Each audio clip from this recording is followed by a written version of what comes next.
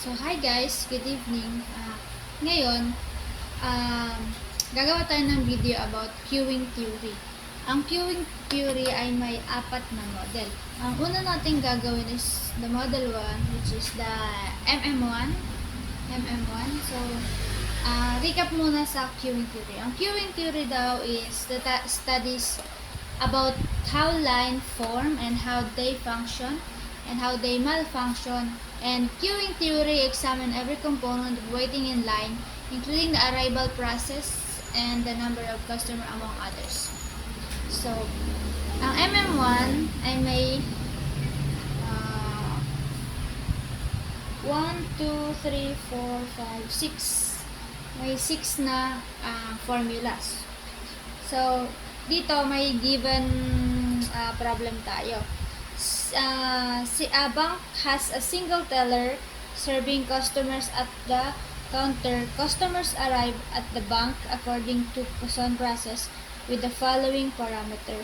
So, ang hahanapin natin dito is yung number of clients, which is the L, our average number of hours, W, and average of clients waiting in line, si LQ, and average number of hours a client waits in the line, WQ, probability that the teller is busy, and probability that there is no clients. So this is the given data, which is the number of teller 1, which, because model is MM1, we have one teller. Then arrivals per hour 10. Service hour is 15. So isolve na natin, guys. So buburahin ko na yung given problem. Itira lang natin yung given data. Alisin ko muna itong iba. Okay. Then, compute na natin si number of clients. Number of clients, this is 10 over mu, which is 15 minus 10. So, wait lang, guys. I forgot the calculator. The calculator.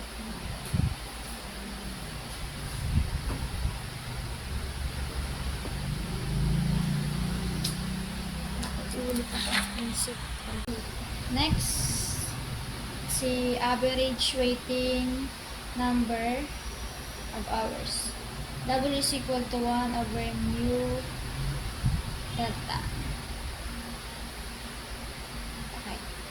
It's equal to 1 over mu, which is 15 minus delta 10.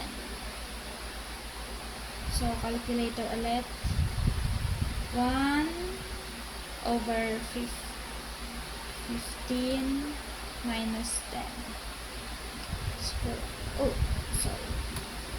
1 over 15 minus 10 is equal to 0.2.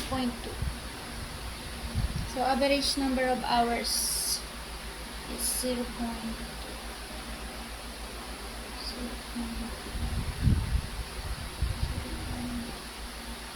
Next is the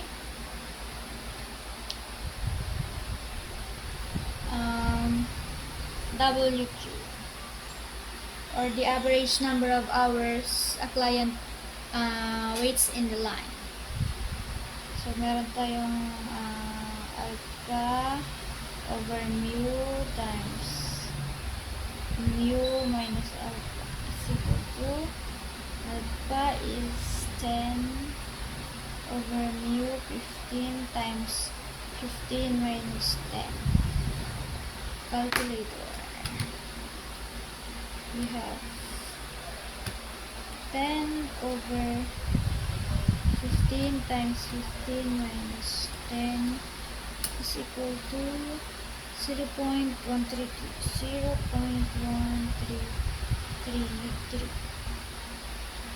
0.1333.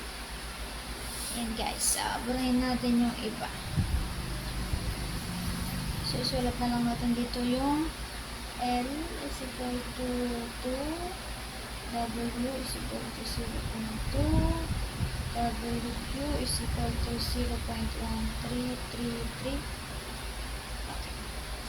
And burahin na natin yung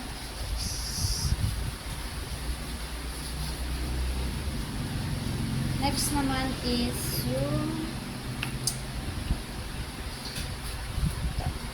C, probability that the teller is alpha over mu is equal to 10 over 15. So 10 over 15, 10 over 15 is equal to 0.666. To 0.667. Naka-round up na siya. Sunod is the probability that there is no clients. So 1 minus alpha over mu. So it's equal to 1 over 10 over 15. 1 minus 10 over 15. Oh.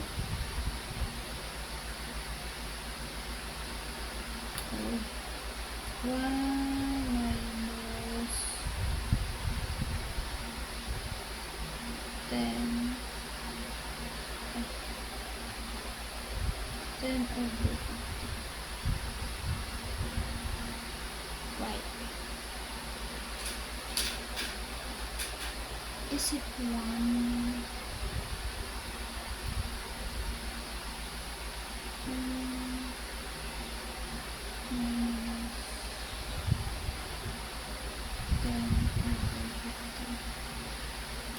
It's 0.33. 0.3333. So, see, probability that the teller is busy is 0.6667, and the probability that there are no clients is 0.3333. Next naman. Yeah. Kailangan natin guys ng example number 2. Wait.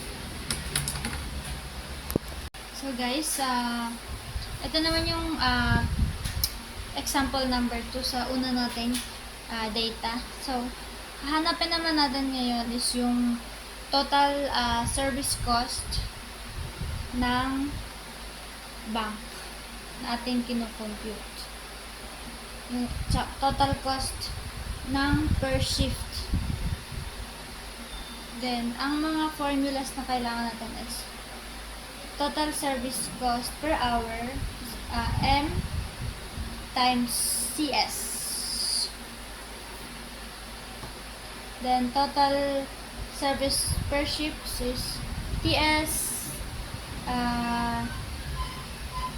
over HR, or TS total service per hour times the given working hour.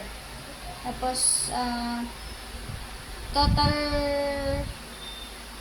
working hour is equal to alpha WQ CW. Then total work shift TW per hour times the working hour per shift. Total cost per hour is TS over hour plus TW over hour per hour pala, sorry. Tapos total cost shift is equal to TS TS time, over shift plus total TW per shift.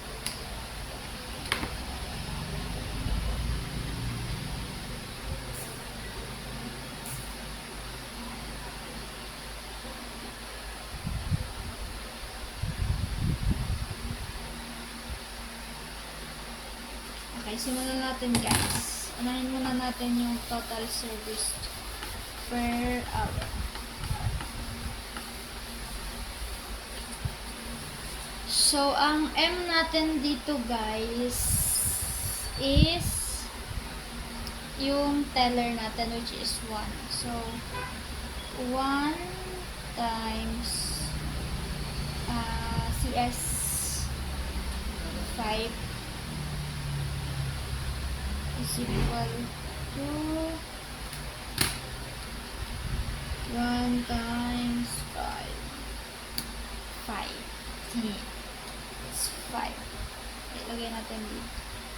TS over hour is equal to 5. Then, next naman is the total shift. Total shift per hour. Total service per shift is equal to total service per hour times the working hour. The working hour.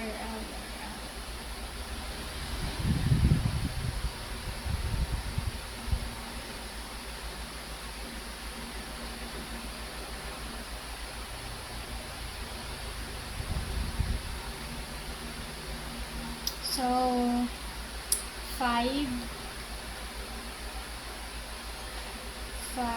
times 8 hours is equal to 40. So, total service per shift is equal to 40. Next is total waiting per hour. Alpha average numbers of waiting of clients WQ times CW or the cost of waiting is equal to yung mu natin isang gagamitin natin mu is yung ginamit natin sa unang example, which is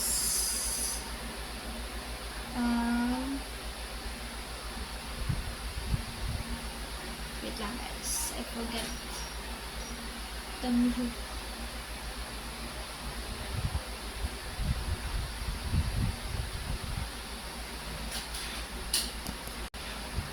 So alpha natin is 10 times WQ is 0.1333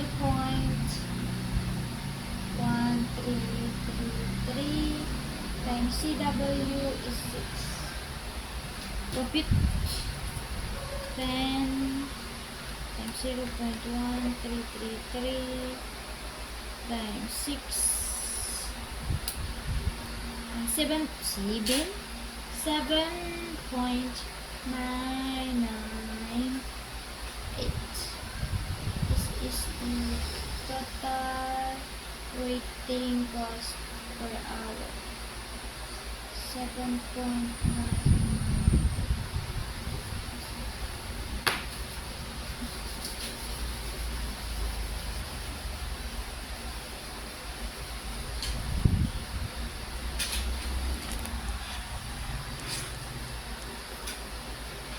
Next is the total cost per hour. Total cost per hour is equal to TS over hour plus TW per hour. Oh, I forgot that TW or the total waiting cost per shift. TW over shift. Per shift is equal to TW per hour times the hour, which is 7.998 times 8 is equal to 7.998 times 8 is equal to 63.985.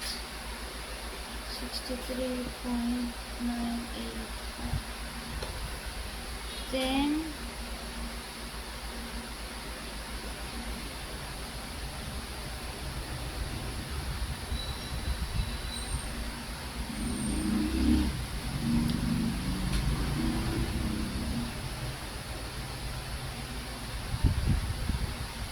wait lang guys.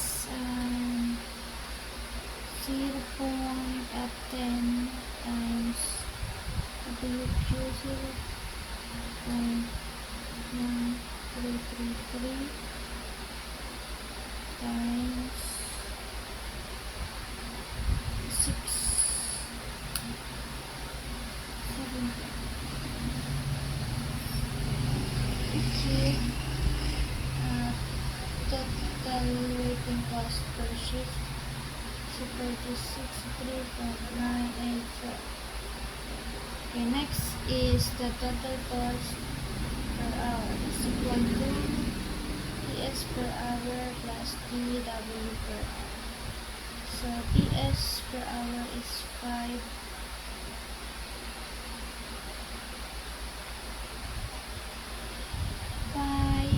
plus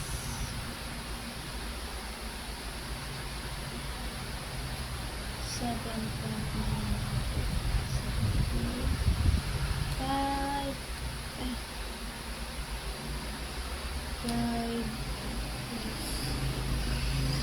7.998 12.998. Next is the total cost per per hour per shift equal to TS shift plus TW shift is equal to shift 40 plus 63.985 is equal to 40 plus 63.984 is equal to 103.984. Ayan guys, nakuha na natin ang total cost per hour, 12.98. Total cost per shift is equal to 103.984. This is dollar. Per hour mo lang tayo.